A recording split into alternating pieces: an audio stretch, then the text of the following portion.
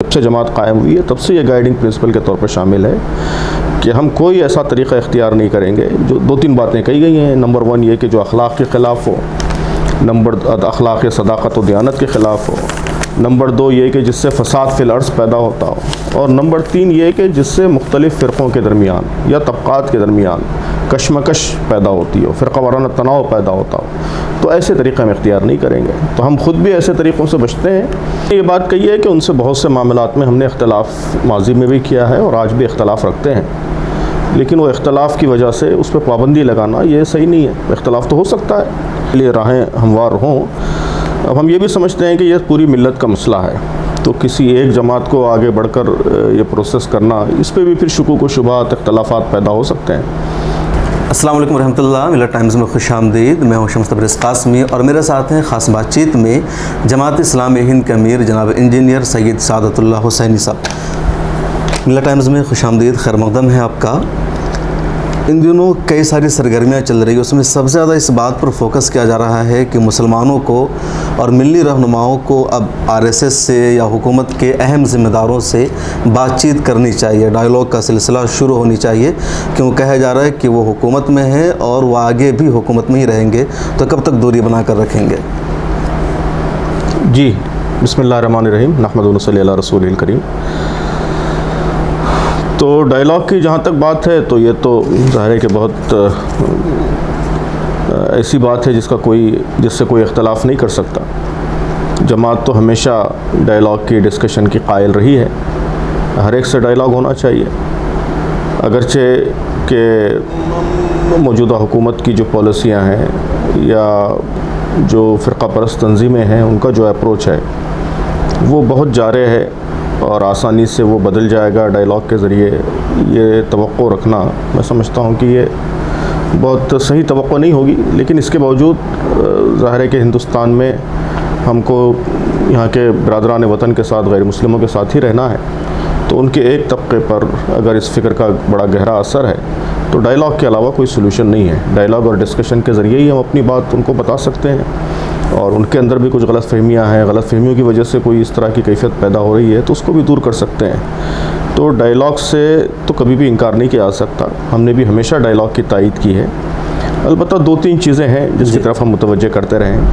پہلی چیز تو یہ کہ یہ ڈائیلاگ ہونا چاہیے, مونولاگ نہیں ہونا چاہیے, ہے نا. یعنی یہ نہیں ہونا چاہیے کہ آپ جا کے خاموشی سے بات سن کے آئیں, ڈکٹیشنس لیں. ڈکٹیشنس لینا اور مونولاگ سننا اسے ڈائیلاگ نہیں کہتے. ڈائیلاگ یہ 2 طرفہ عمل کا نام ہے. آپ کو اپنی بات بھی کہنی چاہیے, ان کی بات بھی سننی چاہیے, تبادلہ خیال ہونا چاہیے. یہ پہلی چیز ہے. دوسری چیز یہ ہے کہ کچھ نتیجہ خیز ہونا چاہیے کہ آپ صرف ایک میڈیا ایکٹیویٹی ہو گئی, سال 2 سال میں ایک دفعہ فوٹو شوٹ ہو گیا, اخباروں میں چرچے کا موضوع بن گیا, بات ختم ہو گئی, تو اس سے کچھ حاصل ہونے والا نہیں ہے. ڈائیلاگ کا مطلب ہی یہ ہے کہ وہ کسی نتیجے پہ پہنچنا چاہیے. جن باتوں پہ بھی اتفاق ہو, ٹھیک ہے 10 باتوں پہ اختلاف ہے, لیکن ایک بات پہ اگر اتفاق ہو جائے تو وہ ایک بات ہم کو بھی کہنی چاہیے, ان کو بھی کہنی چاہیے.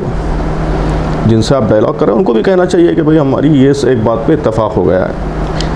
تو کچھ اتفاق کی طرف, کچھ کنسنسس کی طرف ڈائیلاگ بڑھنا چاہیے.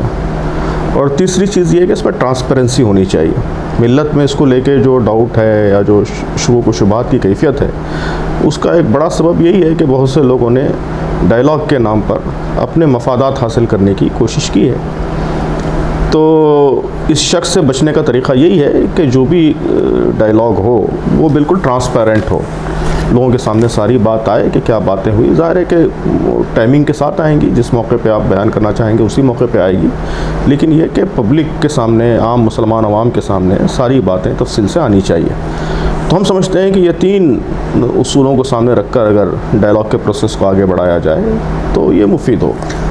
8 سال ہو گئے ہیں, آپ لوگوں نے ایک مرتبہ بھی ملاقات نہیں کی ہے, نہ تو وزیر اعظم سے یا حکومت کے دوسرے اہم ذمہ داروں سے اور نہ RSS کے ذمہ داران سے. تو جب تک آپ ملاقات نہیں کریں گے, قدم آگے نہیں بڑھائیں گے, آپ نے جو باتیں کی اس پر عمل کون کرے گا؟ ٹھیک ہے, ظاہر ہے اس کے لیے راہیں ہموار ہوں. اب ہم یہ بھی سمجھتے ہیں کہ یہ پوری ملت کا مسئلہ ہے, تو کسی ایک جماعت کو آگے بڑھ کر یہ پروسیس کرنا, اس پہ بھی پھر شکوک و شبہات اختلافات پیدا ہو سکتے ہیں. تو سب کو مل جل کے یہ کام کرنا چاہیے. تو اس کے لیے ہم ہمیشہ اس کی طرف لوگوں کو متوجہ کرتے رہیں. اب کچھ تو حکومت کی طرف سے بھی پازیٹیو سگنلز آنے چاہیے، ان کی طرف سے بھی یہ بات ہونی چاہیے کہ وہ ڈائلاگ کرنا چاہتے ہیں، بات کرنا چاہتے ہیں۔ تو اگر اس طرح کا کوئی سگنل آئے گا اور حکومت یا دوسری تنظیمیں وہ اگر یہ اندیا دیں گی کہ وہ ڈائلاگ کے لیے، گفتگو کے لیے تیار ہیں، تو انشاءاللہ یہاں سے بھی راہیں ہم۔ تو جماعت اسلامی انیشیٹو نہیں لے گی؟ جی نہیں، جماعت بھی لے سکتی ہے، جماعت بھی لے سکتی ہے مناسب موقع پہ، لیکن ہم یہی 3-4 اصولوں کو سامنے رکھتے ہوئے اور سب کو ساتھ لے کر ہی ہم یہ کام کرنا چاہتے ہیں۔ ماضی میں دوسری تنظیموں نے اپنے ذمہ داران کے وفد کے ساتھ ملاقات کی تھی، کہ اس موقع پر جماعت اسلامی کو یا دوسری تنظیموں کو نہیں پوچھا گیا؟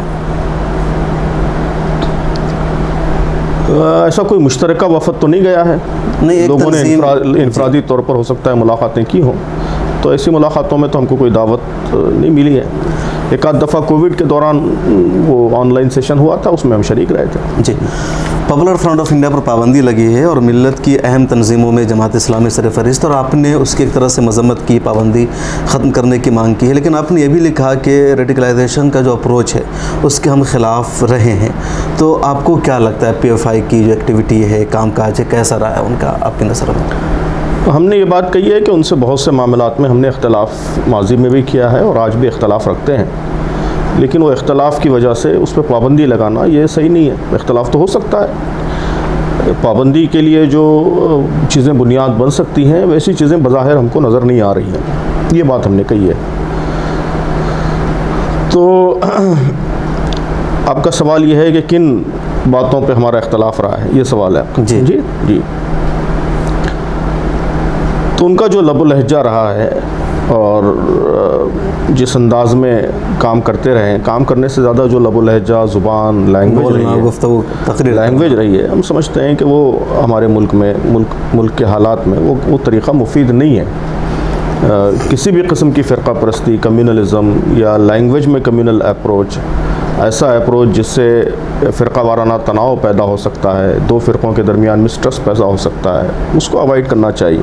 آپ جانتے ہیں کہ جماعت کے طریقہ کار میں یہ باقاعدہ گائیڈنگ پرنسپل کے طور پر شامل ہے، اول روز سے جب سے جماعت قائم ہوئی ہے تب سے یہ گائیڈنگ پرنسپل کے طور پر شامل ہے کہ ہم کوئی ایسا طریقہ اختیار نہیں کریں گے جو 2-3 باتیں کہی گئی ہیں۔ نمبر 1 یہ کہ جو اخلاق کے خلاف ہو، اخلاق صداقت و دیانت کے خلاف ہو، نمبر 2 یہ کہ جس سے فساد فی الارض پیدا ہوتا ہو، اور نمبر 3 یہ کہ جس سے مختلف فرقوں کے درمیان یا طبقات کے درمیان کشمکش پیدا ہوتی ہو، فرقہ وارانہ تناؤ پیدا ہوتا ہو، تو ایسے طریقے ہم اختیار نہیں کریں گے۔ تو ہم خود بھی ایسے طریقوں سے بچتے ہیں اور دوسری ملی تنظیموں اور دوسرے ملی گروہوں کے سلسلے میں بھی ہم چاہتے ہیں کہ وہ ایسے طریقوں سے بچیں۔ پی ایف آئی پر پابندی کو لے کر کہا جا رہا ہے کہ اس میں سیمی کے لوگ تھے، اور سیمی کبھی جماعت اسلامی کی اسٹوڈنٹس ونگ تھی، بعد میں جماعت اسلامی نے اسے علیحدگی اختیار کی۔ تو آپ کو کیا لگتا ہے جو الزام ہے کہ سیمی کے لوگ ہی ادھر تھے اور سیمی کے بات آ گئی تو کہیں نہ کہیں جماعت اسلامی کا ذکر چھڑ جاتا ہے، تو کیا واقعی سیمی کے لوگ ہی اس تنظیم میں تھے؟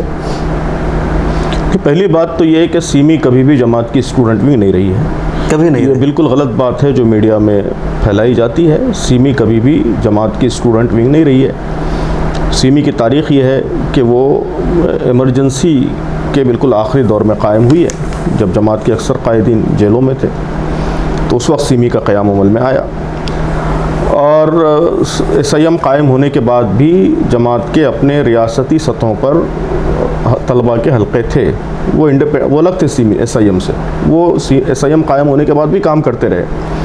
بعد میں 1982 میں انہی سب حلقوں کو ملا کر ایس آئی او بنی، اسٹوڈنٹ اسلامک آرگنائزیشن۔ یہ جماعت کی باقاعدہ تنظیم تھی، سرپرست جماعت کی باقاعدہ سرپرستی میں یہ تنظیم تھی۔ جماعت نے خود یہ تنظیم قائم کی 1982 میں، یعنی سیمی ایس آئی ایم کے قیام کے صرف 5 سال کے بعد۔ تو اس وقت بھی ایس آئی ایم تھی، لیکن جو ہے وہ جس طرح دوسری تنظیموں سے ریلیشنز ہوتے ہیں اس طرح کارڈیل ریلیشنز، مطلب آپ اس طرح کے کارڈیل ریلیشنز تھے۔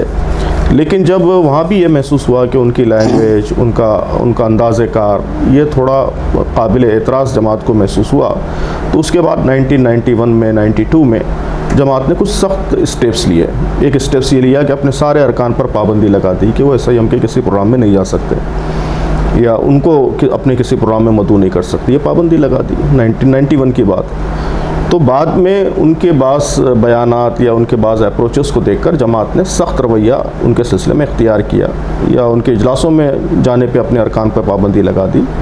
لیکن جہاں تک طلبہ تنظیم کا تعلق ہے وہ ایس آئی او جماعت کی طلبہ تنظیم رہی ہے, اور ایس آئی او سے پہلے مختلف ریاستوں میں جو ریاستی حلقے تھے وہ جماعت کے طلبہ کے گروپس تھے. ایس آئی ایم کبھی بھی باقاعدہ جماعت کی طلبہ تنظیم نہیں رہی ہے. مطلب اس بات کا انکار کر رہے ہیں کہ ایس آئی ایم کبھی بھی جماعت کی اسٹوڈنٹس ونگ نہیں رہی ہے. جی جو لوگ اس طرح کا دعویٰ کر رہے ہیں. جی بالکل. ان دنوں جو ہے حالات لوگوں کو لگتا ہے کہ خوف اور ڈر کا ماحول ہے. کہیں موب لنچنگ ہو جانا, کسی سے جے شری رام کے نعرے بلوانا, کسی کو کہیں پر مار دینا, ایک خوف اور ڈر کا ماحول ہے. تو آپ کو کیا لگتا ہے اس ماحول سے کیسے باہر مسلمان نکل سکتے ہیں؟ اس سلسلے میں 2-3 باتیں ہم کہتے رہے ہیں. جی. سب سے پہلی بات تو یہ ہے کہ یہ مسلمان ہونے کی حیثیت سے ہمارا یہ عقیدہ ہونا چاہیے, یہ اعتقاد ہونا چاہیے کہ یہ اللہ تبارک و تعالیٰ کی اسکیم کا حصہ ہے. اللہ تبارک و تعالیٰ مسلمانوں کی تاریخ میں ایسے کئی ادوار اس نے لائے ہیں جس میں طرح طرح کی آزمائشیں اس نے پیدا کی ہیں. ان آزمائشوں کے بھی مقاصد ہوتے ہیں, تو اسے ہمیں ایک آزمائش سمجھنا چاہیے. دوسری چیز ہم یہ کہتے ہیں کہ ان حالات میں سب سے زیادہ ضرورت یہ ہے کہ اسلام کے اصولوں پر ہم پوری استقامت کے ساتھ قائم رہیں. استقامت ہی سب سے مضبوط مزاحمت ہے. ریزسٹنس کا سب سے پاورفل جو طریقہ ہے وہ پرزیورنس, استقامت ہے, کہ اپنے اصولوں پر آپ پوری طرح سختی سے قائم رہیں گے تو یہ خود ایک اسٹرانگ میسج ہوگا آپ کے اصولوں کی صداقت کا, اس کی معقولیت کا. تیسری چیز یہ کہ ان حالات میں مسلم امت کے تحفظ کے لیے, ملک کے حالات کو بہتر بنانے کے لیے جو بھی آپشنز موجود ہیں, ڈیموکریٹک لافل آپشنز, وہ سارے آپشنز ہمیں اختیار کرنا چاہیے. مظلوموں کے حق میں آواز بلند کرنی چاہیے, پوری جرأت کے ساتھ آواز بلند کرنی چاہیے, عدالتی کارروائی کرنی چاہیے, میڈیا میں صحیح باتیں لے کے آنے کی کوشش کرنی چاہیے, پولیٹیکل ایکٹیویزم ہونا چاہیے. تو یہ ساری چیزیں جو فائر فائٹنگ کے لیے یا فوری سیکیورٹی کے لیے ضروری ہیں وہ ساری چیزیں ہونی چاہیے. ہم بھی کر رہے ہیں, دوسروں کو بھی اس کی طرف متوجہ کر رہے ہیں. لیکن سب سے اہم بات جو میں کہنا چاہتا ہوں وہ یہ ہے کہ یہ ساری کوششیں بہرحال یہ ٹیمپرری کوششیں ہیں, فوری فائر فائٹنگ ارینجمنٹس میں سے کہتا ہوں, فائر فائٹنگ ارینجمنٹس ہیں. اس سے مسئلہ مستقل حل ہونے والا نہیں ہے. مسئلہ مستقل حل کرنے کے لیے 2 محاذوں پر کام ضروری ہے. پہلا محاذ یہ ہے کہ یہاں کے عام سوسائٹی کے ساتھ, برادران وطن کے ساتھ, غیر مسلموں کے ساتھ ہمارا ہر سطح پر ڈائیلاگ ہو, ہر سطح پر ان کے ساتھ انگیجمنٹ ہو. ڈائلاگ کا مطلب یہ پولیٹیکل لیڈرز, تنظیموں کے درمیان ڈائلاگ, بالکل زمینی سطح پر عام جو مسلمان غیر مسلم مل جل کے رہیں, بات کریں, اپنے مسائل ہیں تو ان کو مل جل کے ڈسکشن کے ذریعے حل کرنے کی کوشش کریں, اسلام کے بارے میں جو غلط فہمیاں ہیں وہ دور کریں. میں یہ کہتا ہوں کہ بھئی ہماری کوشش یہ ہونی چاہیے کہ آئندہ ایسی سچویشن بنے کہ ایک عام غیر مسلم کو اسلام کیا ہے, مسلمانوں کا موقف کیا ہے, وہ میڈیا سے معلوم نہ ہو بلکہ پڑوسی مسلمان سے معلوم ہو. آج یہ ساری چیزیں اس کو میڈیا سے معلوم ہو رہی ہیں. 3 طلاق کا مسئلہ کیا ہے, میڈیا بتاتا ہے. حلالہ کیا ہے, میڈیا بتاتا ہے. مسلمان مختلف ایشوز پہ کیا سوچتے ہیں یہ ان کو میڈیا بتاتا ہے. تو میڈیا کیوں بتائے, ہم بتائیں راست. تو جس دن یہاں کا ایک عام غیر مسلم راست آپ سے آپ کی بات سنے گا, راست آپ سے آپ کی بات سمجھے گا, میں سمجھتا ہوں کہ مسائل کا بڑا حصہ سیٹل ہوگا. تو یہ کام بڑے لیول پر کرنے کی ضرورت ہے. لوگ کہتے ہیں کہ ہندوستان میں من بدلا ہے, لوگوں کا ذہن بدلا ہے. تو جب من بدلتا ہے تو وہ صرف سیاسی کوششوں سے کوئی آپ پازیٹیو چینج نہیں لا سکتے. اگر لوگوں کے ایک بڑی تعداد اس ملک میں فرقہ پرستی کی شکار ہو جائے تو کیسی حکومت آ جائے, سیکولر حکومت ہی کیوں نہ آ جائے, وہ عوامی رائے کے خلاف تو کام نہیں کرے گی. تو اس لیے لوگوں کے درمیان سے فرقہ پرستی ختم ہو, نفرت ختم ہو, صحیح چیزیں عام ہوں, یہ ہماری کوشش ہونی چاہیے. ظاہر ہے کہ فوری نہیں ہوگا کام, لمبی جدوجہد درکار ہے اس کے لیے, لیکن اس لمبی جدوجہد کے لیے ہم کو تیار ہونا ہوگا. تو ایک کام یہ ہے. دوسرا کام, مسلم امت کی صورتحال بہتر ہو. تعلیم کے لحاظ سے ہم اوپر اٹھیں, معیشت کے لحاظ سے ہم اوپر اٹھیں. یہ جو مسائل ہے اس کا بڑا سبب ہماری کمزوری ہے, ولنریبلٹی ہے, کہ ہم میڈیا میں نہیں ہیں, ہم طاقت کے جتنے مراکز ہیں ان میں ہم موجود نہیں ہیں. پھر یہ کہ تعلیم کی کمی کی وجہ سے, پسماندگی کی وجہ سے ہمارے اندر میچورٹی کی کمی ہے. حالات کو، واقعات کو جس میچور طریقے سے رسپونڈ کرنا چاہیے وہ میچورٹی ہمارے اندر نہیں پائی جاتی. تو ہماری کمزوری، ہماری ولنریبلٹی بھی بہت سے مسائل کی ذمہ دار ہے. تو امت کا امپاورمنٹ، امت کی طاقت بڑھانا، یہ بھی ایک لانگ ٹرم سولوشن ہے. تو یہ دونوں لانگ ٹرم سولوشنز پر جب تک کام نہیں ہوگا اس وقت تک ان مسائل کا حل نہیں نکلے گا. باقی جو بھی ہوگا وہ وقتی ٹیمپرری فائر فائٹنگ ارینجمنٹ ہوگا. تو یہ جو سارے مسائل ہیں پچھلے 70-80 بلکہ اس سے پہلے سے، آزادی سے پہلے سے ہیں. اسلام کے خلاف نفرت، مسلمانوں سے نفرت، اسلاموفوبیا، غلط فہمی یا میڈیا میں کمزوری، تعلیم میں کمی. تو پچھلے 70 سالوں میں مسلمانوں نے، ملی تنظیموں نے، امت نے کیا کیا ہے؟ بہرحال یہ ہماری کمزوری تو رہی ہے. امت نے کام بھی کیا ہے، بہت کچھ پازیٹیو چیزیں بھی حاصل کی ہیں 70 برسوں میں. میں سمجھتا ہوں کہ ہمارا ان 70 برسوں میں جو زیادہ تر فوکس رہا ہے وہ اپنے آپ پر رہا ہے، انٹرنل فوکس رہا ہے. آزادی کے بعد حالات ہی ایسے تھے کہ وہ مسلمانوں کو احساس ہی نہ ہو کہ ابھی ایسے حالات بھی آ جائیں گے کہ ان پر وہ تو ظاہر ہے کہ بالکل رائٹنگ آن دی وال تھا کہ جس رخ پہ حالات بدل رہے تھے وہ یہ حالات، اس کا نتیجہ یہی نکلنا تھا. تو یہ تو نہیں کہہ سکتے کہ بالکل اچانک ایسی سچویشن پیدا ہوئی ہے، یہ تو پریڈکٹیبل تھی. لیکن لمبے عرصے تک ایک تو حالات کے دباؤ کی وجہ سے، دوسرے ہماری بہت سی تنظیمیں اور ان کا اپروچ بھی اسی طرح کا رہا کہ ہمارا زیادہ فوکس اندرون کی سمت رہا. تو بہت سی کامیابیاں بھی حاصل کی کہ مسلمان آج پہلے سے زیادہ دین سے جڑے ہوئے ہیں، مسجدیں پہلے سے زیادہ آباد ہیں، بدعت و خرافات پہلے سے بہت کم ہیں. تو آپ اچیومنٹس کی ایک لمبی لسٹ ہے. یہ سب ہماری دینی تحریکوں کی اور تنظیموں کی کاوشوں کا نتیجہ ہے. یہ بہت اچھی بات ہے، خوشی کی بات ہے، اچیومنٹ ہے یہ. تو مسلم امت کے اندر تو بہت سی پازیٹیو تبدیلیاں آئی ہیں، لیکن برادران وطن کے حوالے سے، غیر مسلموں کے حوالے سے جو تبدیلیاں آنی چاہیے تھی، میں سمجھتا ہوں کہ نہ صرف پازیٹیو تبدیلی نہیں آئی ہے بلکہ تبدیلی نگیٹو آئی ہے. خراب ہوتے گئے ہیں حالات. کہ آج 70 سال پہلے مسلمانوں میں جتنا دین کا شعور تھا اس سے کہیں زیادہ آج شعور ہے. لیکن 70 سال پہلے ایک عام غیر مسلم میں اسلام کے بارے میں جو نفرت تھی اس سے کہیں زیادہ آج نفرت ہے. تو ادھر نگیٹو ڈیولپمنٹ ہوا ہے. تو اب میں سمجھتا ہوں کہ آئندہ ہماری کوششوں کا رخ بدلنا چاہیے. اندرون سے زیادہ ہمیں بیرون پہ توجہ دینی چاہیے اور یہاں کی غیر مسلم سماج کو، عام سوسائٹی کو متاثر کرنے کی اور اس تک صحیح بات لانے کی ہماری کوشش ہونی چاہیے. اب یہ خبر آ رہی ہے کہ مرکزی حکومت نے مائنورٹی منسٹری کو ختم کرنے کا فیصلہ کیا ہے. کنفرم خبر نہیں ہے لیکن ایسا کہا جا رہا ہے. ایسی بھی جو منسٹری ہے تو کسی بھی، بلکہ اسمرتی ایرانی کو ایکسٹرا چارج دیا گیا. بہرحال ان کا بھی تعلق پارسی کمیونٹی سے ہے. ظاہر ہے یہ سب تو منسٹری رہ کے بھی کیا کام کر رہی ہے یہ بھی ایک سوال ہے. تو لیکن سمبولک اہمیت تو ہے ان چیزوں کی. جی سمبولک اہمیت ہے. اب یہ بہت افسوس کی بات ہے کہ ایسی سمبولک چیزیں بھی یہ حکومت ختم کرنا چاہ رہی ہے کہ کوئی منسٹر بھی نہیں رکھنا چاہ رہی ہے. یہ تو ہمیشہ پوری تاریخ میں رہا ہے کہ مسلمانوں کے کم از کم 1-2 منسٹر رہتے رہے ہیں، حالانکہ ان کا کوئی رول نہیں رہتا تھا ماضی میں بھی. وہ بھی حکومت کی بات کر، لیکن کم از کم ایک سمبولک میسج جاتا تھا کہ ہماری نمائندگی حکومت میں ہے، اسمبلیوں میں ہے، منسٹری میں بھی ہے. وہ سب ختم کر رہے ہیں. تو اب یہ منسٹری بھی ختم، ایک طرف بھی یہ فیس تو ہے. ایک طرف حکومت یہ کہتی ہے سب کا ساتھ، سب کا وکاس، سب کا وشواس ہے، مسلمانوں کا اعتماد جیتنا ہے. موہن بھاگوت نے بھی ملاقات کی ہے عمر الیاسی سے، اس سے پہلے 4-5 مسلم رہنماؤں سے پہلے بھی مرشد مدنی نے ملاقات کی ہے. مولانا محمود مدنی صاحب نے وزیر اعظم سے کئی ملاقات کی ہے. تو ایک طرف مسلمانوں سے ملنا جلنا، یہ کہنا کہ ہم مسلمانوں کے ساتھ ہیں، دوسری طرف جو چیزیں مسلمانوں کو ایک بھروسہ دلاتی ہے آپ ان سے چھین رہے. تو حکومت کا جو یہ دوہرا رویہ ہے اس پہ کیا؟ ظاہر ہے اس پہ تو کوئی ہر شخص غلط کہے گا، ہر شخص اس رویے کو غلط کہے گا اور اس کی مخالفت کرے گا. مخالفت ہونی چاہیے. حکومت کے سامنے یہ بات آنی چاہیے کہ بھئی یہ اقدامات جو ہے غلط ہیں اور آپ ہر طرح سے کانفیڈنس ختم کرنا چاہتے ہیں. نہ صرف یہ کہ آپ کو مسلم کمیونٹی کا، مسلم امت کا اعتماد جیتنے میں کوئی دلچسپی نہیں ہے، بلکہ آپ مسلسل یہ کوشش کر رہے ہیں کہ ان کے اندر کوئی اعتماد باقی نہ رہے. تو بہت ہی افسوسناک صورتحال ہے اور اس کے اسباب ہیں اور اسباب پر میں نے تفصیل سے روشنی ڈالی ہے. تو ان اسباب کو ہمیں ایڈریس کرنے پہ زیادہ یہ بھی کہا جا رہا ہے میڈیا کے ذریعے کہ ترقی پسند اسلام کی ایک نئی اصطلاح ایجاد کی گئی ہے اور ترقی پسند اسلام کا سہرا نریندر مودی صاحب کو دیا جا رہا ہے کہ انہوں نے 3 طلاق کو ختم کیا. اب وہ مدرسے کے بچوں میں ایک ہاتھ میں سائنس، ایک ہاتھ میں قرآن دے رہے ہیں. اگر ابھی جو سروے کا معاملہ ہوا اس کے بعد کچھ مدرسوں نے اعلان کیا ہے کہ ہم اپنے سروے کو تبدیل کریں گے. تو کہا جا رہا ہے کہ ہندوستان میں ترقی پسند اسلام کی بنیاد رکھ رہے ہیں وزیر اعظم نریندر مودی صاحب.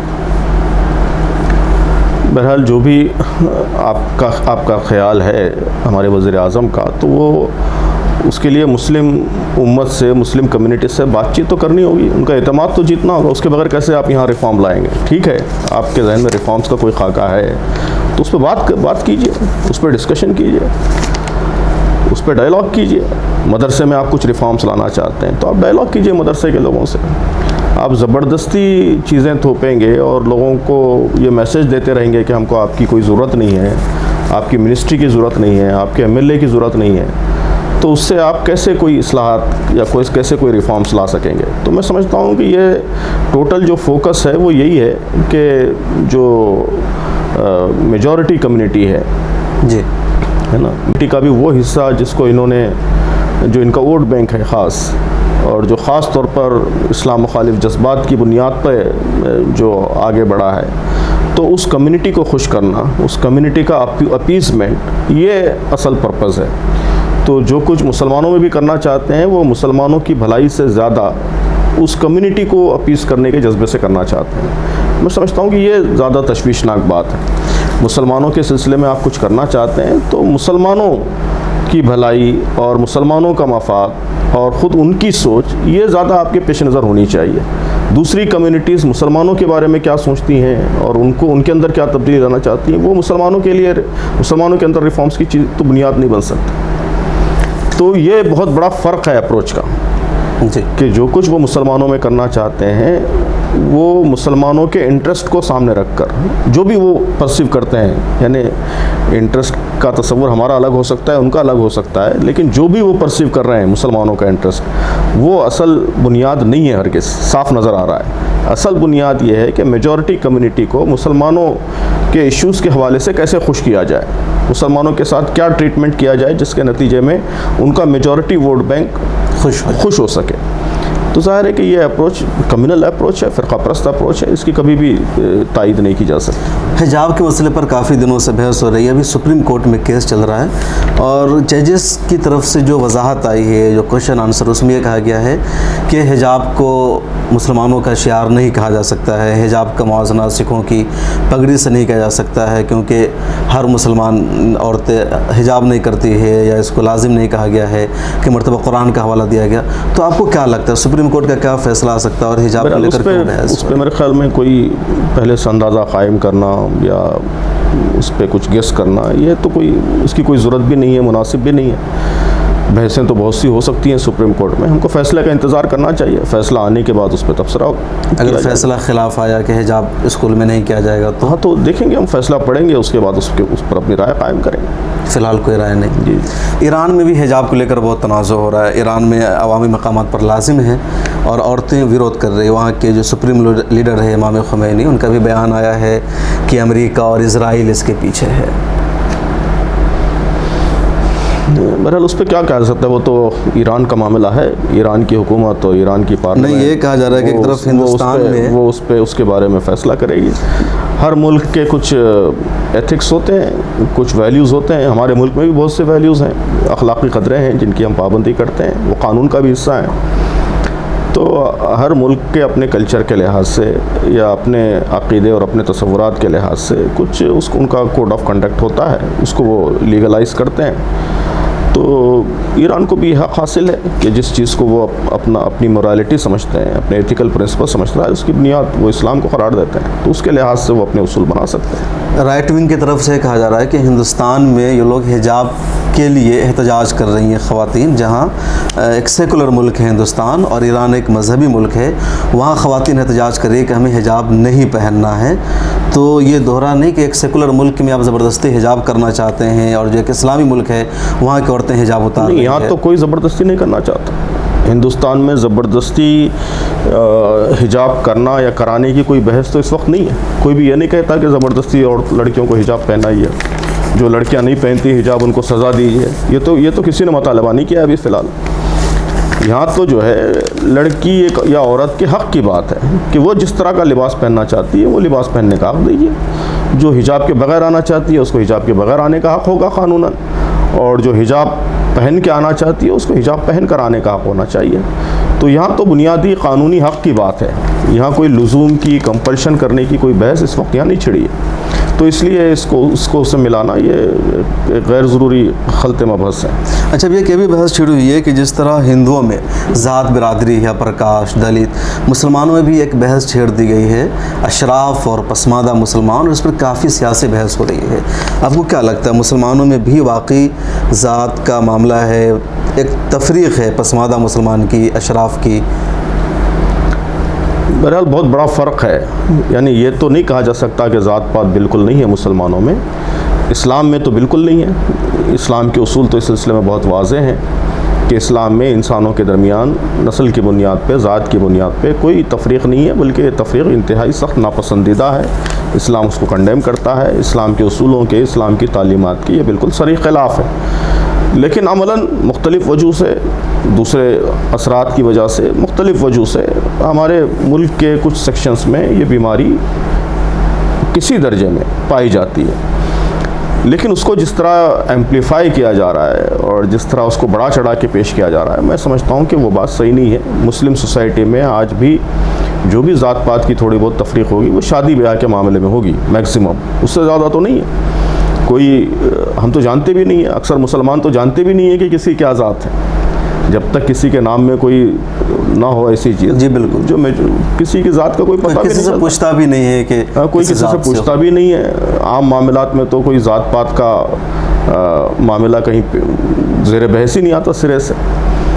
تو اس لیے جو یہاں کی ہندوستانی سوسائٹی ہے اس میں جو ذات پات کی تفریق ہے اس میں، اور مسلمانوں میں جو ذات پات کا مسئلہ ہے اس میں بہت زمین آسمان کا فرق ہے۔ زیادہ سے زیادہ یہ صرف شادی بیاہ کے معاملات میں ایک مسئلہ بن جاتا ہے، وہاں بھی نہیں ہونا چاہیے، اس کی بھی اصلاح کی کوشش ہونی چاہیے، اور وہ کوشش کر رہے ہیں۔ جماعت بھی مسلسل اس کے لیے کوشش کرتی ہے، اور بھی تحریکوں کو اس کی کوشش کرنی چاہیے۔ بڑا الزام یہ مسئلہ بالکل ختم اشراف مسلمان ہیں، شیخ سید خان، ان لوگوں نے نیچے یعنی پسماندہ مسلمانوں کو کسی تنظیم کا سربراہ نہیں بننے دیا، کوئی لیڈر بننے نہیں دیا، سیاست میں ابھرنے نہیں دیا۔ میرے خیال میں یہ تو صحیح نہیں ہے۔ سیاست میں تو ہر طرح کے لوگ ہیں مسلمانوں میں، بلکہ ہم تو جانتے بھی نہیں ہیں کس کی کیا ذاتیں ہیں اور کیا بیک گراؤنڈ ہے۔ تو یہ جو کچھ مسئلہ ہے بعض ریاستوں تک محدود ہے، یہ بھی ایک بڑی حقیقت ہے کہ یہ جو شادی بیاہ کا معاملہ بھی ہے وہ بھی چند ریاستوں تک محدود ہے، یا دیہاتوں کے علاقے، پورے ہندوستان کی مسلم سوسائٹی میں یہ بالکل نہیں ہے۔ ہم لوگ جس علاقے سے تعلق رکھتے ہیں وہاں تو شادیوں میں بھی یہ مسئلہ کبھی زیر بحث نہیں آتا، کس کی کیا ذات ہے، اور کسی کے پاس آپ شادی کے لیے پیغام لے کے جا رہے ہیں تو اس کی کیا ذات ہے، یہ مسئلہ کبھی زیر بحث نہیں آتا۔ کچھ علاقوں میں ہے یہ ذات شادی بیاہ کے معاملات میں یہ چیز زیر بحث آتی ہے، تو اس کی اصلاح کی کوشش ہونی چاہیے۔ اس سے زیادہ تو پھر کہیں ہندوستان کے کسی علاقے میں بھی اس سے زیادہ شادی بیاہ سے ہٹ کے کسی اور معاملے میں یہ مسئلہ زیر بحث نہیں آتا۔ تو اب تنظیموں، جب کسی اداروں کی سربراہی میں یا دیگر بڑے معاملات میں اس مسئلے کا زیر بحث آنے کا تو کوئی سوال ہی نہیں ہے۔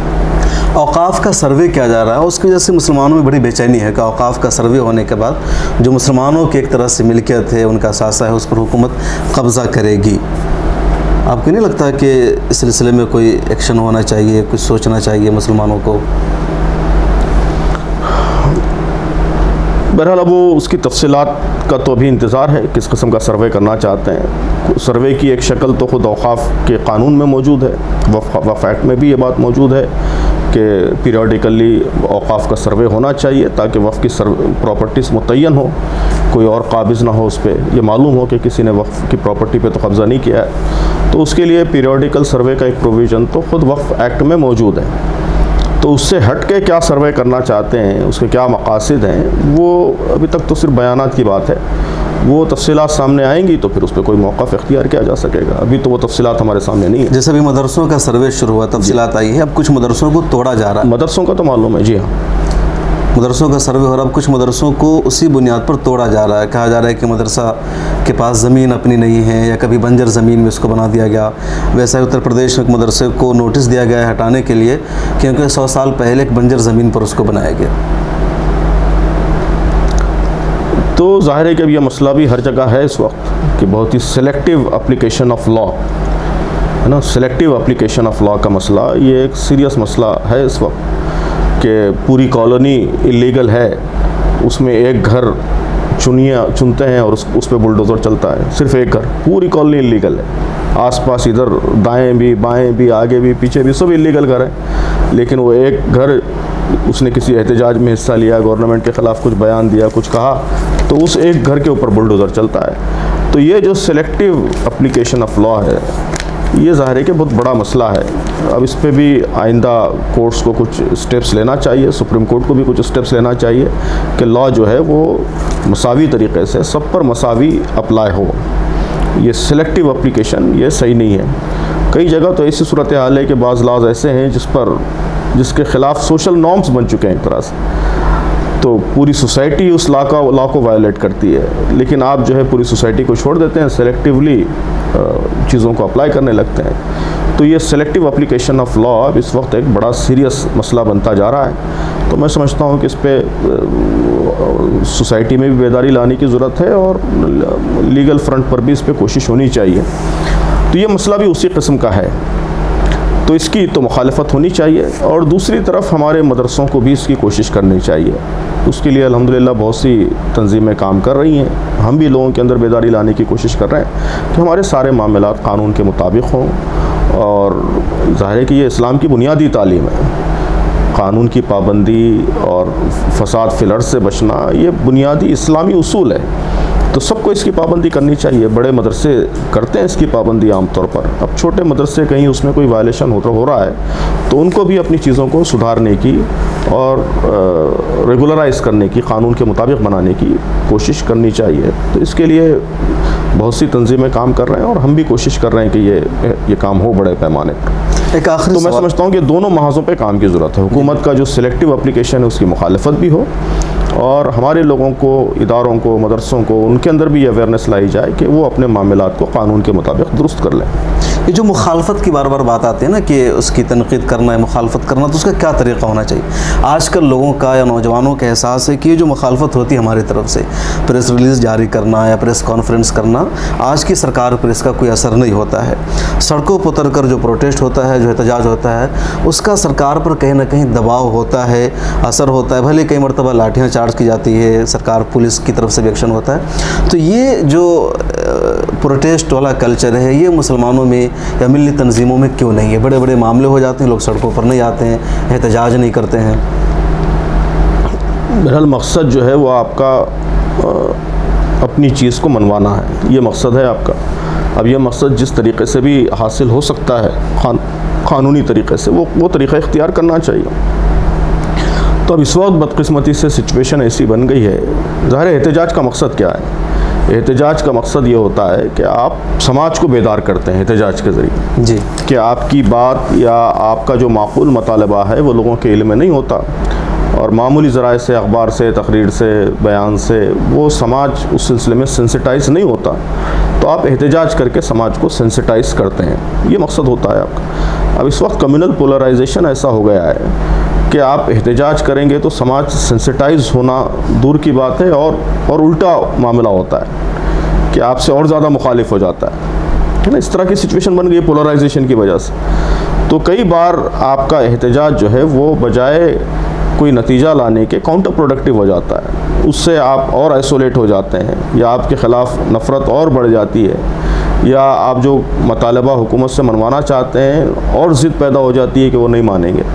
تو ایسی صورت میں پھر آپ کو کچھ اور طریقے اختیار کرنے پڑتے ہیں، قانونی طریقے یا سیاسی طریقے، اس کے ذریعے آپ کو دباؤ پیدا کرنے کی کوشش کی جاتی ہے۔ تو میں سمجھتا ہوں کہ ظاہر ہے کہ ہر چھوٹے بڑے مسئلے پہ آپ احتجاج کریں گے تو ایک تو مقصد حاصل نہیں کریں گے، دوسرے پولرائزیشن اور بڑھائیں گے، اور تیسرے یہ کہ اسی میں الجھ کے رہ جائیں گے۔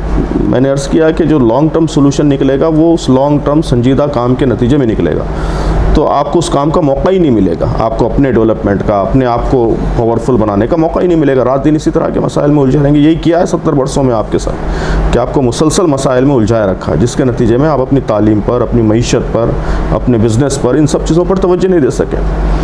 تو اس لیے احتجاج کی بھی اہمیت ہے۔ جو مسئلہ اس نوعیت کا ہے کہ جس کو احتجاج سے حل کیا جا سکتا ہے، اس پہ حسب ضرورت احتجاج بھی ہونا چاہیے، لیکن ہر مسئلے کا حل احتجاج سمجھنا یہ بھی صحیح نہیں ہے۔ مطلب موجودہ حالات میں احتجاج نہ کرنا مناسب ہے؟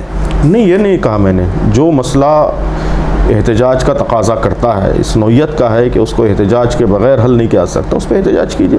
اب سی اے کی موومنٹ چلی تو اس میں سبھی لوگوں نے بہت بھرپور طریقے سے پارٹیسپیٹ کیا، اس لیے کہ وہ ایک ایسا مسئلہ تھا کہ اس پہ بڑے پیمانے پہ موبلائز کرنا اور لوگوں کے سامنے صحیح بات لانا، یہ اسی طریقے سے ممکن تھا۔ तो वो एहतजाज हुए, पूरे मुल्क में एहतजाज हुए। लेकिन आप हर छोटे बड़े मसले पे रोज़ाना एहतजाज करने लग जाएंगे तो उससे कोई नतीजा आपको नहीं मिलेगा।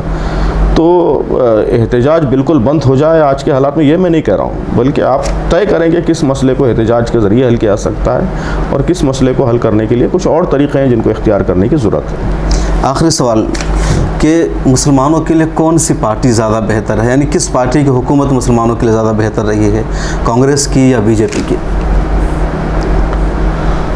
बहरहाल इस तरह प्लेन जवाब देना तो मेरे ख्याल में सही नहीं है किसी भी पार्टी का। हर पार्टी के अपने डिसएडवांटेज रहे हैं। अब इस वक्त जो सिचुएशन है वो तो बहुत वर्स्ट सिचुएशन है कि इसमें बहुत ब्लंटली सारे हुकूक पामाल करने की कोशिशें हो रही हैं, तो इसलिए इसकी तो मुखालफत होनी चाहिए।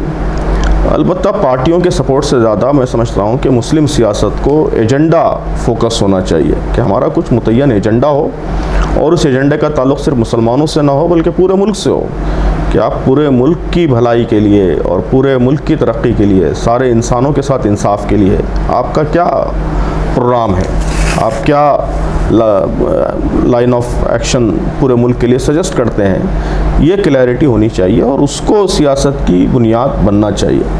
जो भी उस एजेंडे को सब्सक्राइब करे उसकी तायद कीजिए आप। तो इस तरह एक पार्टी दूसरी पार्टी के साथ, या जिस पार्टी ने आपको थोड़े बहुत वादे कर दिए वफ़ का और ख़बरस्तान का और फलां, उसके पीछे चले जाना, मैं समझता हूँ कि सियासत का ये अंदाज़ बदलना चाहिए।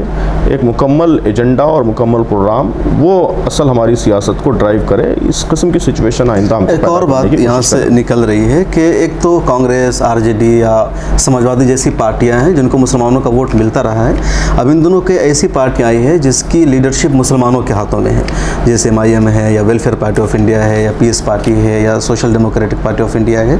तो अब एक रुझान बन रहा है कि हम किसी को वोट देने के बजाय हम उनके हिस्सेदार बने, हमारे अपने नुमाइंदे जीते इस पार्टी से और मिल करके एक मखलूत हुकूमत बनाए। जमात इस्लामी किसको बेहतर समझती है कि मुसलमान एक साथ किसी पार्टी को वोट करें या कुछ इस तरह की पार्टियों को भी वोट किया जाए और एक मिल करके सरकार बनाई जाए या पोजीशन में रहा जाए? बहरहाल जो भी शक्ल हो, लेकिन वही एजेंडा ड्रिवन होना चाहिए। सबसे अहम बात तो वही है कि हमारा एजेंडा भी सिर्फ मुस्लिम इश्यूज़ पर मरकूज़ नहीं होना चाहिए। हम ये भी समझते हैं कि मुस्लिम कम्युनल पॉलिटिक्स ये भी मुसलमानों के लिए नुकसानदेह है, ये काउंटर प्रोडक्टिव है कि मुस्लिम कम्युनल पॉलिटिक्स स्ट्रेंथन होगी तो उसके नतीजे में हिंदू कम्युनल पॉलिटिक्स भी स्ट्रेंथन होगी। वो दोनों एक दूसरे को फीड करते हैं। मुस्लिम कम्युनल पॉलिटिक्स स्ट्रेंथन होगी तो उसके नतीजे में हिंदू कम्युनल पॉलिटिक्स भी और मजबूत होगी। दोनों एक दूसरे को फीड करते हैं। ये सोशोलॉजी का, पॉलिटिकल साइंस का बहुत मुसलमा उसूल है कि minority communalism this feeds majority communalism and vice versa. तो उसलिए कम्युनल पॉलिटिक्स नहीं होनी चाहिए। मुस्लिम लेड पार्टी भी है या कोई भी किसी की भी लीडरशिप हो, लेकिन उसका एजेंडा इंक्लूसिव होना चाहिए। तो मुसलमानों का एक क्लियर एजेंडा हो, दलितों के साथ कैसा इंसाफ हो, आदिवासियों के साथ कैसा इंसाफ हो, मेजॉरिटी कम्युनिटी के साथ, ब्राह्मणों के साथ, मराठों के साथ, उनके साथ भी इंसाफ के क्या तरीक़े हों, या माशी बराबरी कैसे आए, पूरे मुल्क की तरक्की कैसे हो, इंक्लूसिव डेवलपमेंट कैसा हो, इन सब हवालों से हमारा एक क्लियर कट एजेंडा हो और वो एजेंडा ही हमारी पॉलिटिक्स को ड्राइव करे। चाहे हम किसी मुसलमान कैंडिडेट को सपोर्ट करें या किसी नॉन मुस्लिम कैंडिडेट को सपोर्ट करें, असल जो बुनियाद हो, क्राइटेरियन हो, वो एजेंडा हो कि वो किस एजेंडे को परसीव करने वाले हैं। ये सिनेरियो हम पैदा करना चाहते हैं। बहुत शुक्रिया। तो हमारे साथ है जमात इस्लामी हिंद के अमीर जनाब इंजीनियर सैयद सादतुल्लाह हुसैनी साहब, जिनसे कई सारे मुद्दों पर बातचीत हुई, सियासत पर, समाज पर, मुसलमानों के मसाइल पर, मिली तंजीमों पर, और आपने तफसील से गुफ्तगू की है, हर एक सवाल का जवाब दिया है। आप इस बारे में क्या सोचते हैं, समझते हैं, इस इंटरव्यू से आपको कितना फ़ायदा हुआ, कमेंट सेक्शन में ज़रूर लिखेगा। फिर मुलाकात होगी इसी तरह किसी और शख्सियत के साथ। अल्लाह हाफिज़। मिलत टाइम्स को आपकी ज़रूरत है, हमारी आप माली मदद करें।